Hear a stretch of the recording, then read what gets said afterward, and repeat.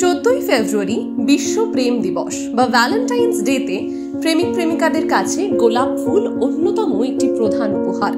ফলে এই সময় ফুলের বাজারে ব্যাপক চাহিদা ও দাম বৃদ্ধি লক্ষ্য করা যায়। পশ্চিমবঙ্গের অন্যান্য জেলার মতোই পূর্ব মেদিনীপুরে গোলাপ চাষ এবং ব্যবসা এই সময় লাভজনক হয়ে ওঠে। সাধারণ সময়ে ইটালিয়ান ও মিনি পার্ল জাতের গোলাপ 2 থেকে 5 টাকার মধ্যে বিক্রি হলেও ভ্যালেন্টাইন্স ডের আগে এর দাম বেড়ে 5 থেকে 10 টাকা হয়ে যায়। তবে সবচেয়ে বেশি চাহিদা থাকে ডাচ গোলাপের, যা মূলত বেঙ্গালুরু সহ অন্যান্য রাজ্য থেকে আমদানি করা হয়। লম্বা ডাঁটি আর সৌন্দর্যের কারণে প্রেমিক প্রেমিকাদের মধ্যে এই ফুলের চাহিদা আরো বাড়ছে। ফলে বাজারে এর দাম 50 থেকে 60 টাকা পর্যন্ত পৌঁছে গেছে।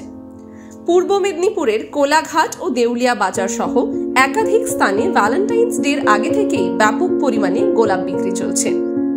তবে বিক্রেতাদের কপালে কিছুটা দুশ্চিন্তার ভাঁজও রয়েছে, কারণ মাধ্যমিক ও উচ্চ মাধ্যমিক পরীক্ষা চলার কারণে অন্যান্য বছরের তুলনায় বিক্রি কিছুটা কমতে পারে বলে আশঙ্কা রয়েছে তাদের।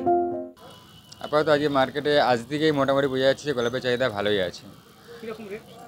রেট আজকে আমাদের এখানকার যে লোকাল গোলাপ সেগুলো আমরা 10 টাকা করে পিস বিক্রি করছি, আর বাইরের গোলাপগুলো 50 টাকা 60 টাকা এরকম অনুপাতে বিক্রি।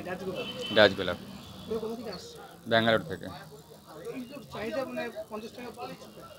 হ্যাঁ 50 টাকা প্রায় রেট।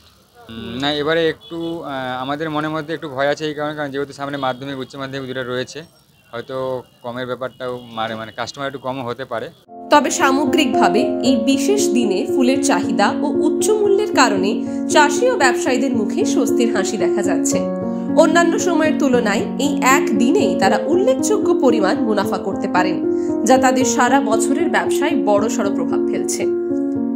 টাইমস নাও খবর।